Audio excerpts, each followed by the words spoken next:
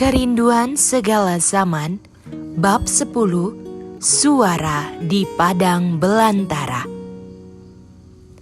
Dari antara orang-orang yang setia di kalangan orang Israel yang telah lama menantikan kedatangan Mesias, bangkitlah sang pelopor bagi Kristus. Imam Zakaria yang sudah tua dan istrinya Elisabet, keduanya adalah benar di hadapan Allah. Dan dalam hidup mereka yang tenang dan suci, cahaya iman bersinar seperti sebuah bintang dalam kegelapan hari-hari yang penuh kejahatan itu. Kepada suami istri yang beribadah ini telah dijanjikan seorang anak laki-laki yang akan berjalan mendahului Tuhan untuk mempersiapkan jalan baginya. Zakaria tinggal di seluruh pegunungan Yudea, tetapi ia telah pergi ke Yerusalem untuk bekerja seminggu lamanya dalam bait suci, suatu kewajiban yang dituntut 2 kali setahun dari imam-imam menurut gilirannya. Pada suatu hari, waktu giliran rombongannya, Zakaria melakukan tugas keimamatan di hadapan Tuhan. Sebab ketika diundi sebagaimana lazimnya untuk menentukan imam yang bertugas, dialah yang ditunjuk masuk ke dalam bait suci dan membakar ukupan di situ. Ia sedang berdiri di muka mezbah keemasan di dalam bilik yang suci di bait suci. Asap dupa bersama doa orang Israel sedang naik di hadirat Allah. Tiba-tiba sadarlah ia akan hadirat Allah. Seorang malaikat Tuhan berdiri di sebelah kanan mezbah pembakaran ukupan. Tempat malaikat itu berdiri adalah sebuah penunjuk bahwa ia membawa kabar baik. Tetapi Zakaria tidak menghiraukan hal ini. Bertahun-tahun lamanya ia telah mendoakan kedatangan penebus. Kini surga mengutus pesuruhnya untuk memberitahukan bahwa doa itu sudah hampir dijawab. Akan tetapi kemurahan Allah tampaknya terlalu besar baginya untuk percaya. Ia dipenuhi dengan ketakutan dan penyesalan diri. Tetapi ia disapa dengan jaminan yang menggembirakan hati. Jangan takut, hai Zakaria, sebab doamu telah dikabulkan dan Elisabet istrimu akan melahirkan seorang anak laki-laki bagimu dan haruslah engkau menamai dia Yohanes. Engkau akan bersukacita dan bergembira, bahkan banyak orang akan bersukacita atas kelahirannya itu. Sebab ia akan besar di hadapan Tuhan dan ia tidak akan minum anggur atau minuman keras dan ia akan penuh dengan Roh Kudus. Ia akan membuat banyak orang Israel berbalik kepada Tuhan, Allah mereka, dan ia akan berjalan mendahului Tuhan dalam roh dan kuasa Elia untuk membuat hati bapa-bapa berbalik kepada anak-anaknya, dan hati orang-orang durhaka kepada pikiran orang-orang benar. Dan dengan demikian menyiapkan bagi Tuhan suatu umat yang layak baginya. Lalu kata Zakaria kepada malaikat itu, bagaimanakah aku tahu bahwa hal ini akan terjadi? Sebab aku sudah tua dan istriku sudah lanjut umurnya.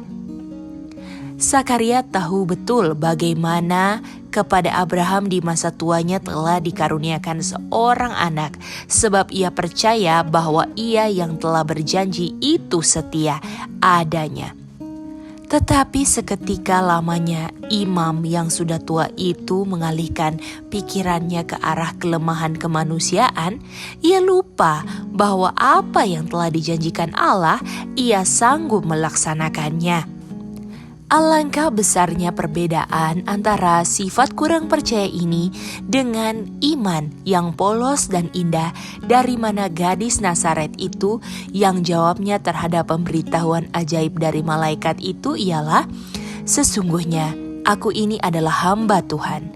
Jadilah padaku menurut perkataanmu itu. Lukas 1 ayat 38. Lahirnya seorang anak bagi Zakaria, seperti juga lahirnya anak Abraham dan anak Maria, haruslah mengajarkan suatu kebenaran rohani yang besar, suatu kebenaran yang tidak gampang kita pelajari dan lekas melupakannya. Dalam diri kita sendiri kita tidak sanggup berbuat sesuatu perkara yang baik. Tetapi apa yang tidak dapat kita perbuat akan terjadi oleh kuasa Allah dalam tiap-tiap jiwa yang menyerah dan percaya. Oleh percayalah, anak perjanjian dikaruniakan. Oleh iman pula hidup kerohanian dilahirkan dan kita disanggupkan untuk melakukan pekerjaan kebenaran. Untuk menjawab pertanyaan Zakaria, malaikat itu berkata, "Akulah Gabriel yang melayani Allah dan aku telah diutus untuk berbicara dengan engkau dan untuk menyampaikan kabar baik ini kepadamu."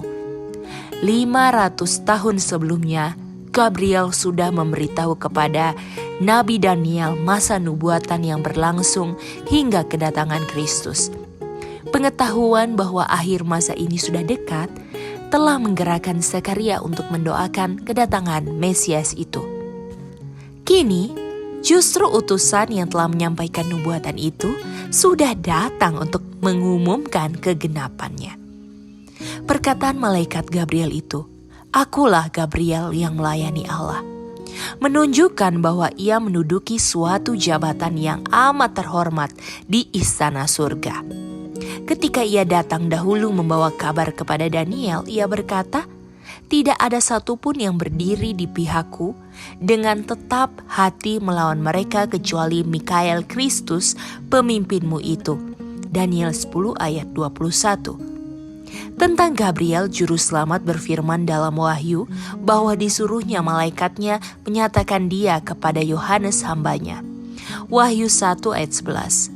Dan kepada Yohanes malaikat itu menandaskan, "Aku adalah hamba sama seperti engkau saudara-saudaramu para nabi." Wahyu 22 ayat 9. Pikiran yang sungguh mengagumkan bahwa malaikat yang setingkat di bawah anak Allah dalam hal kemuliaan ialah yang dipilih untuk memaparkan maksud-maksud Allah kepada manusia yang berdosa. Zakaria telah menyatakan kebimbangan akan perkataan malaikat itu. Ia terpaksa tidak boleh berbicara lagi hingga perkataan itu digenapi. "Sesungguhnya," kata malaikat itu, "engkau akan menjadi bisu sampai kepada hari di mana semuanya ini terjadi, karena engkau tidak percayakan perkataanku yang akan nyata kebenarannya pada waktunya."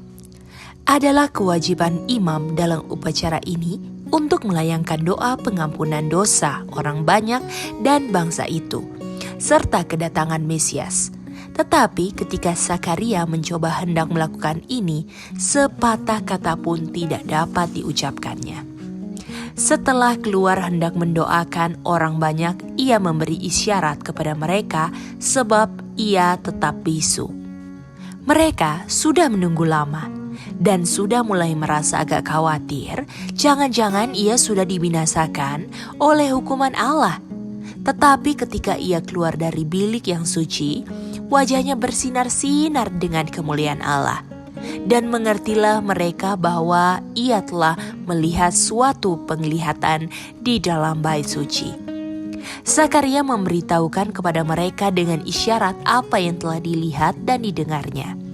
Dan ketika selesai jangka waktu tugas jabatannya, ia pulang ke rumah. Tidak lama setelah anak yang dijanjikan itu lahir, terurailah lidah bapa itu. Lalu ia berkata-kata dan memuji Allah.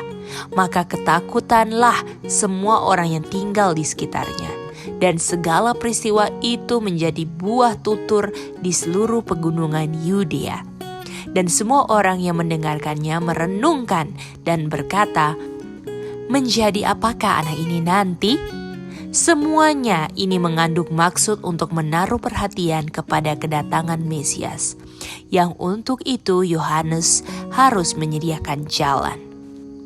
Roh hinggap atas Zakaria, dan dalam ucapan yang indah ini ia bernubuat tentang tugas anaknya.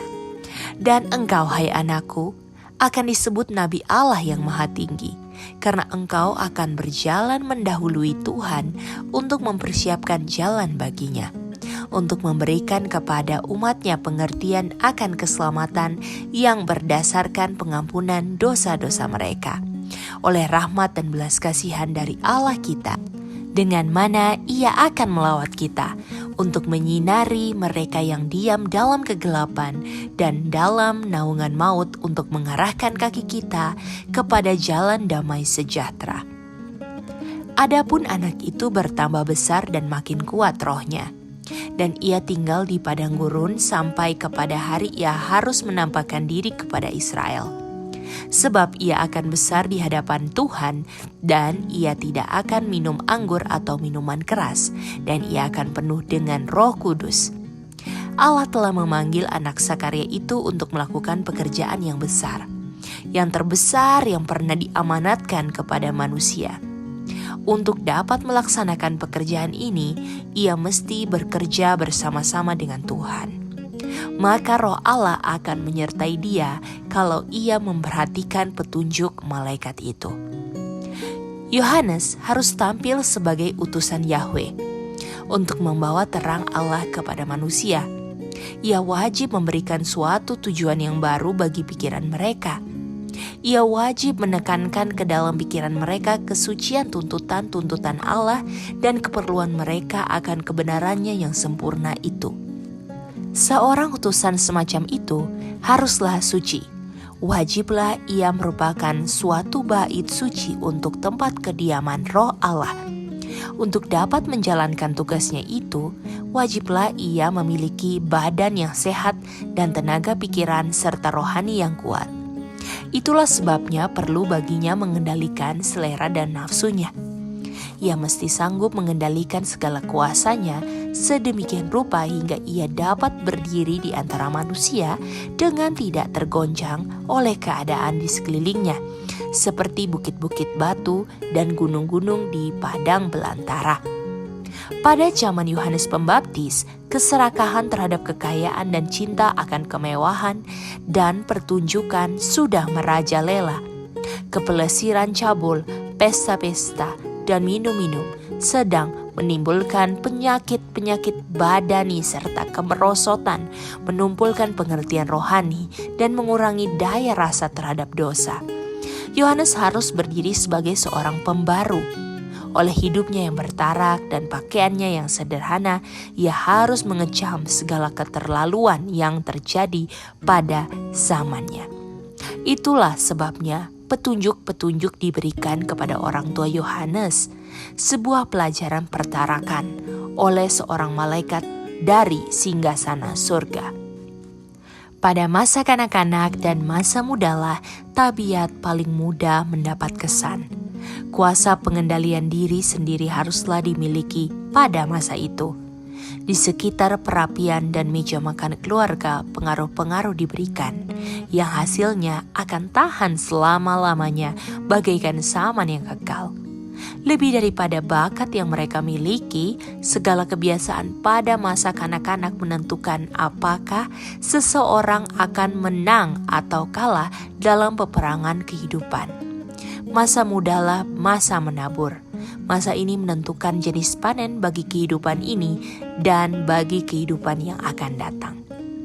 Sebagai seorang nabi, Yohanes harus membuat hati bapa-bapa berbalik kepada anak-anaknya dan hati orang-orang durhaka kepada pikiran orang-orang benar, dan dengan demikian menyiapkan bagi Tuhan suatu umat yang layak baginya. Dalam mempersiapkan jalan bagi kedatangan Kristus yang pertama kalinya, ia mengibaratkan orang-orang yang akan mempersiapkan suatu umat bagi kedatangan Tuhan kita yang kedua kalinya. Dunia sudah terjerumus ke dalam jurang pemanjaan diri. Kesalahan dan cerita dongeng berlimpah-limpah. Jerat-jerat setan guna memusnahkan jiwa-jiwa dilipat gandakan. Semua orang yang mau menyempurnakan kesucian dalam takut akan Allah wajib memahami pelajaran pertarakan dan pengendalian diri. Selera dan segala nafsu wajib ditundukkan ke bawah kuasa pikiran yang lebih tinggi. Pengendalian diri ini sangat penting bagi tenaga pikiran dan pengertian rohani yang akan menyanggupkan kita untuk mengerti dan untuk mempraktekkan kebenaran-kebenaran firman Allah yang suci. Oleh sebab ini pertarakan mendapat tempatnya dalam pekerjaan persiapan bagi kedatangan Kristus yang kedua kali. Menurut keadaannya sewajarnya, anak Sakaria itu harus dididik bagi keimamatan.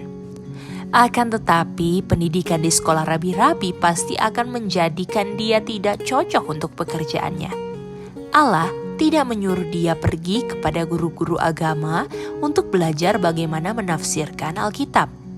Dipanggilnya dia ke padang belantara supaya ia dapat belajar dari alam kejadian dan Allah alam kejadian itu.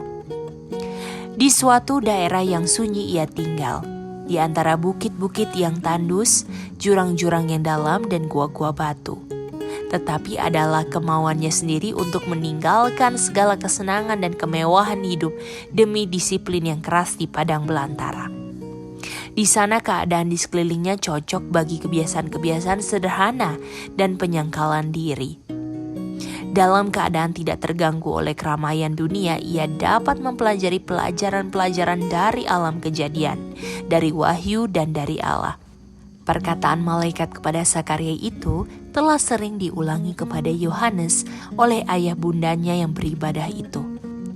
Sejak kecil tugasnya itu telah dinyatakan kepadanya, dan ia telah menerima kewajiban yang kudus itu.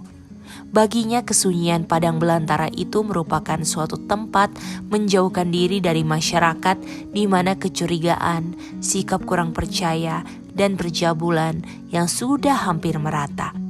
Ia tidak percaya pada kuasanya sendiri untuk melawan pencobaan dan menjauhkan diri dari hubungan yang tetap dengan dosa, agar ia jangan kehilangan rasa akan kedahsyatan dosa itu. Karena telah diserahkan kepada Allah sebagai seorang nazir Allah sejak lahir, ia sendiri menuaikan nazar itu dalam penyerahan seumur hidup. Pakaiannya adalah seperti pakaian nabi-nabi purbakala. Pakaian yang diperbuat dari bulu unta diikat dengan sebuah ikat pinggang kulit. Ia makan belalang dan madu hutan yang terdapat di padang belantara itu, dan minum air jernih yang datang dari bukit-bukit. Tetapi kehidupan Yohanes tidak dihabiskannya untuk bermalas-malas, untuk semata-mata bertekun dengan muka muram atau mengasingkan diri untuk kepentingan diri sendiri. Kadang-kadang ia pergi berbaur dengan orang banyak, dan ia selamanya merupakan seorang pengamat yang menunjukkan perhatian besar terhadap apa yang terjadi di dunia. Dari tempat kediamannya yang sunyi itu, ia mengamat-ngamati perkembangan peristiwa. Dengan penglihatan yang diterangi oleh Roh Ilahi, dipelajarinya tabiat-tabiat manusia, supaya ia tahu bagaimana cara mencapai hati mereka dengan pekabaran dari surga. Beban tugasnya dipikulnya. Dalam kesunyian oleh perenungan dan doa, ia berusaha memperkuat jiwanya guna pekerjaan hidup yang ada di hadapannya. Sungguh pun jauh di padang belantara, tidaklah ia bebas dari penggodaan.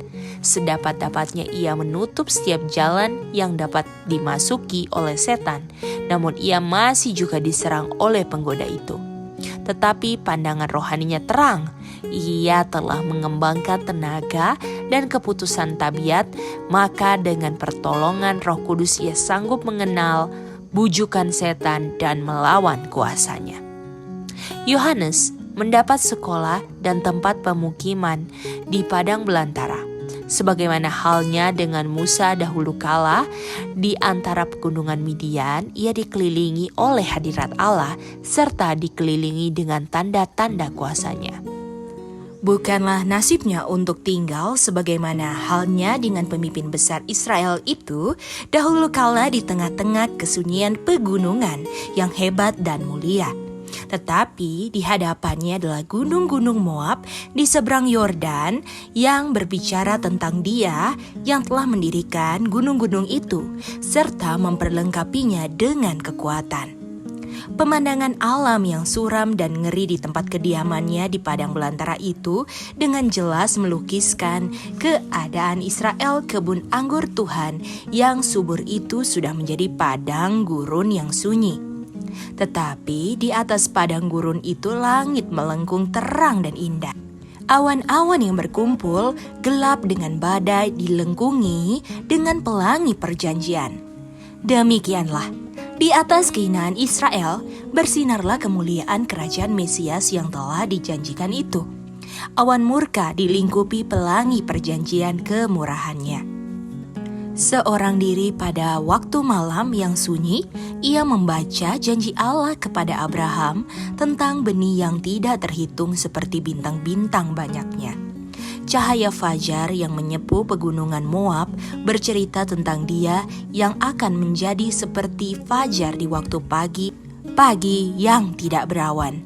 2 Samuel 23 ayat 4.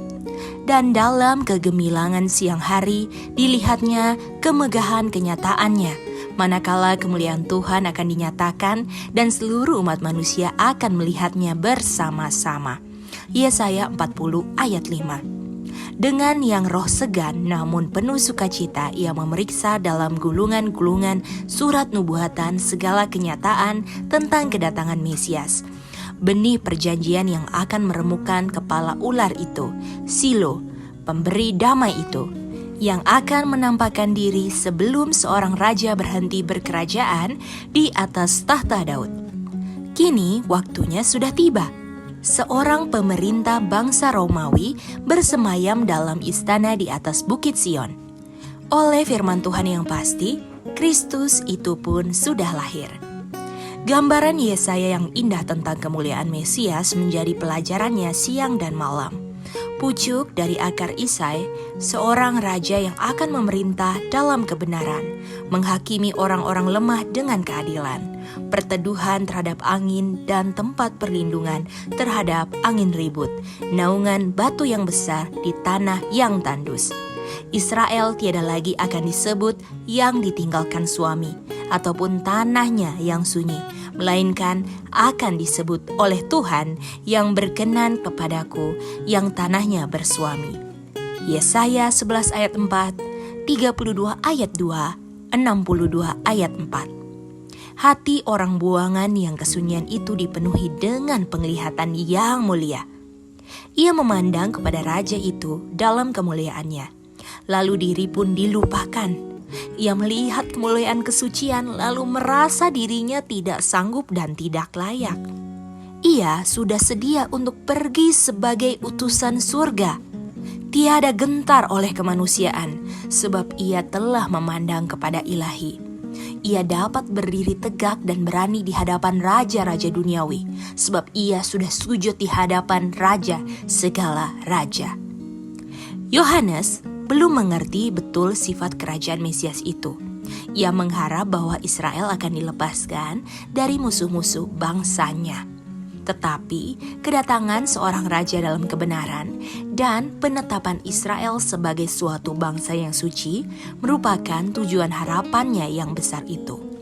Demikianlah ia percaya akan digenapkannya nubuatan yang diberikan pada waktu ia lahir.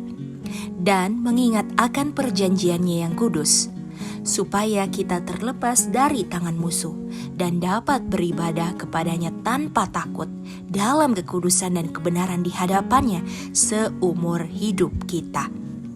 Ia melihat bangsanya tertipu, merasa puas akan diri sendiri dan tidur dalam dosa-dosanya. Ia ingin membangunkan mereka kepada cara hidup yang lebih suci. Kabar yang telah diberikan Allah kepadanya supaya disiarkan dimaksudkan untuk mengejutkan mereka dari kelalaiannya dan membuat mereka gemar karena kejahatannya yang besar itu. Sebelum benih Injil dapat ditanamkan, tanah hati itu mesti dihancurkan. Sebelum mereka mencari kesembuhan dari Yesus, mereka wajib disadarkan lebih dahulu akan bahaya mereka dari luka-luka dosa. Allah tidak mengutus pesuruh untuk memuji-muji orang berdosa. Ia tidak memberikan kabar damai untuk membuai orang-orang yang belum disucikan di dalam keamanan maut. Ia meletakkan beban berat di atas angan-angan hati orang yang bersalah, serta menusuk jiwa dengan anak panah keyakinan. Malaikat-malaikat yang melayani menghadapkan kepadanya hukuman Allah yang mengerikan untuk memperdalam rasa keperluan serta mendorong orang itu berseru, "Apakah yang harus aku perbuat supaya aku selamat?" Kemudian tangan yang telah merendahkan ke dalam abu itu mengangkat orang yang bertobat itu. Suara yang telah menemplak dosa dan mendatangkan malu kepada kecongkakan dan sifat suka mencari nama, bertanya dengan belas kasihan yang selembut-lembutnya, "Apakah yang kau kehendaki kuperbuat kepadamu?" Ketika pekerjaan Yohanes mulai, bangsa itu sedang berada dalam keadaan gelisah dan rasa tidak puas di pinggir api revolusi. Setelah Arkelaus dipecat, Yudea telah berada langsung di bawah kekuasaan Roma.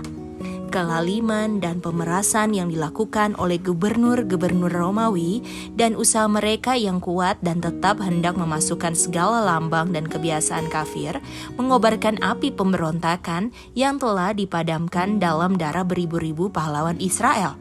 Semuanya ini mempertebal kebencian nasional terhadap Roma serta menambahkan kerinduan hendak dibebaskan dari kuasanya. Di tengah pertikaian dan pergolakan itu, suatu suara terdengar dari padang belantara. Suatu suara yang mengagetkan dan keras namun penuh harapan. "Bertobatlah, sebab kerajaan surga sudah dekat." Dengan suatu kuasa yang baru dan asing digerakkannya lah hati bangsa itu. Nabi-nabi telah menubuatkan kedatangan Kristus sebagai suatu peristiwa yang masih jauh di masa depan. Tetapi disinilah suatu pengumuman yang mengatakan bahwa kedatangan itu sudah dekat. Munculnya Yohanes secara istimewa itu membawa pikiran para pendengarnya kembali kepada pelihat-pelihat dahulu kala. Dengan cara-cara serta pakaiannya ia menyerupai Nabi Elia. Dengan roh dan kuasa Elia ditegurnya kebejatan bangsa itu dan ditemplaknya dosa-dosa yang telah merajalela.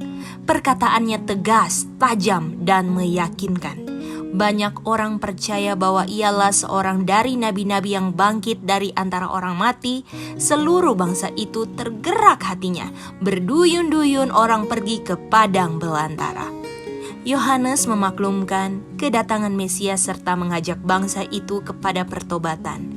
Sebagai lambang penyucian dari dosa, dibaptiskannya mereka itu di Sungai Yordan. Demikianlah dengan suatu pelajaran penting yang mengandung arti, dinyatakanlah bahwa orang-orang yang mengaku dirinya umat pilihan Allah itu sudah dinajiskan oleh dosa, dan bahwa dengan tiada penyucian hati dan hidup, mereka itu tidak akan mendapat bagian dalam kerajaan Mesias itu.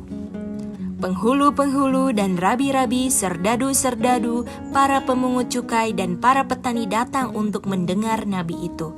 Seketika lamanya, amaran yang tekun yang datang dari Allah itu mengejutkan hati mereka. Banyak yang bertobat dan menerima baptisan. Orang dari segala lapisan masyarakat menyerahkan diri kepada tuntunan pembaptis itu supaya boleh mendapat bagian dalam kerajaan yang diumumkannya itu. Banyak dari antara ahli-ahli Taurat dan orang Farisi datang mengakui dosa mereka dan minta dibaptiskan. Mereka telah meninggikan diri sendiri sebagai orang yang lebih baik daripada orang lain dan telah menuntun orang banyak untuk memandang tinggi kesalahan mereka. Sekarang segala rahasia hidup mereka yang bersalah itu tersingkap. Tetapi Yohanes diberitahu oleh Roh Suci bahwa banyak dari orang-orang ini tidak menaruh keyakinan akan dosa. Mereka adalah pengikut jalannya waktu. Sebagai sahabat Nabi itu, mereka berharap akan mendapat keridlaan dari Raja yang akan datang itu. Maka, oleh menerima baptisan dari tangan guru muda yang termasyhur ini, mereka bermaksud memperkuat pengaruh mereka dalam masyarakat. Yohanes menghadapi mereka dengan pertanyaan yang tajam ini. "Hai kamu keturunan ular beludak, siapakah yang mengatakan kepada kamu bahwa kamu dapat melarikan diri dari murka yang akan datang? Jadi, hasilkanlah buah yang sesuai dengan pertobatan. Dan janganlah mengira bahwa kamu dapat berkata dalam hatimu, 'Abraham adalah bapa kami.' Karena aku berkata kepadamu, Allah dapat menjadikan anak-anak bagi Abraham dari batu-batu ini." Orang Yahudi telah salah menafsirkan janji Allah tentang kecintaan yang kekal terhadap Israel.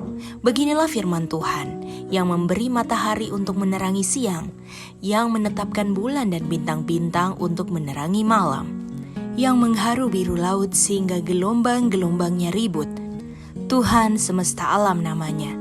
Sesungguhnya, seperti ketetapan-ketetapan ini tidak akan beralih dari hadapanku. Demikianlah firman Tuhan.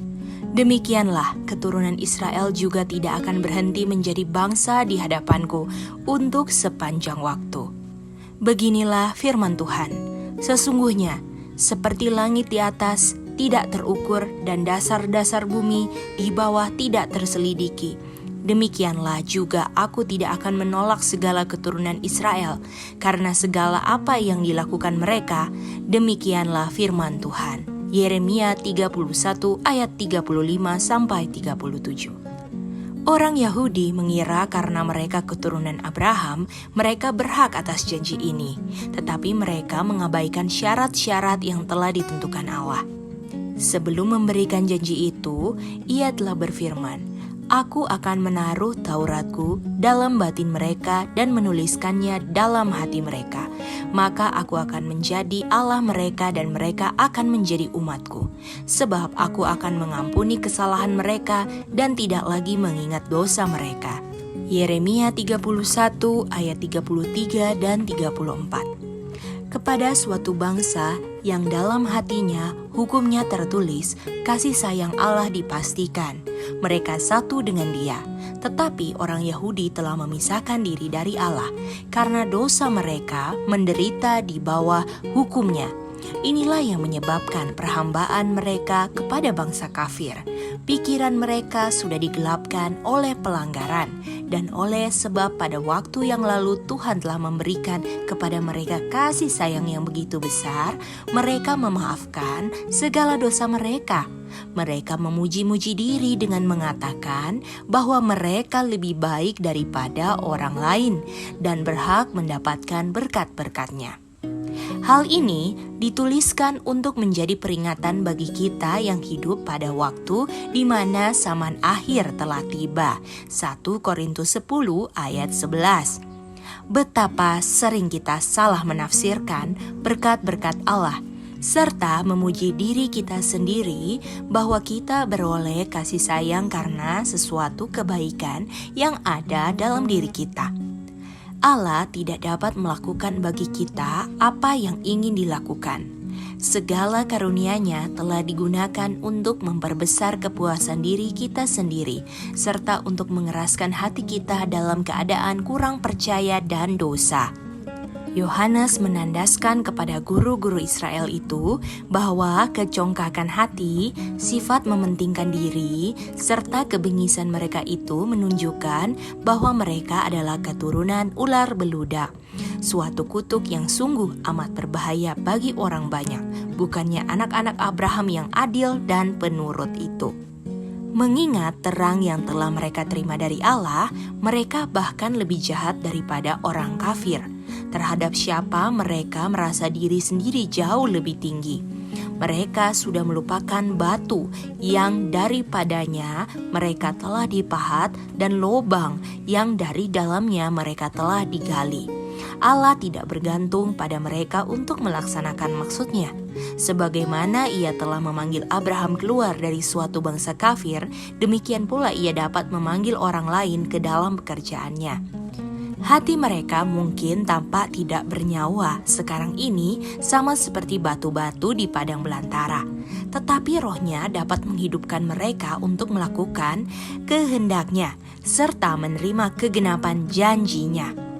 Dan lagi kata Nabi itu, kapak sudah tersedia pada akar pohon, dan setiap pohon yang tidak menghasilkan buah yang baik pasti ditebang dan dibuang ke dalam api. Bukan oleh namanya, melainkan oleh buahnya nilai sesuatu pohon ditentukan. Kalau buahnya tidak berguna, maka namanya tidak dapat menyelamatkan pohon itu dari kebinasaan. Yohanes menegaskan kepada orang Yahudi bahwa kedudukan mereka di hadapan Allah harus ditentukan oleh tabiat serta kehidupan mereka. Pengakuan tidak berguna kalau kehidupan dan tabiat mereka tidak sesuai dengan hukum Allah.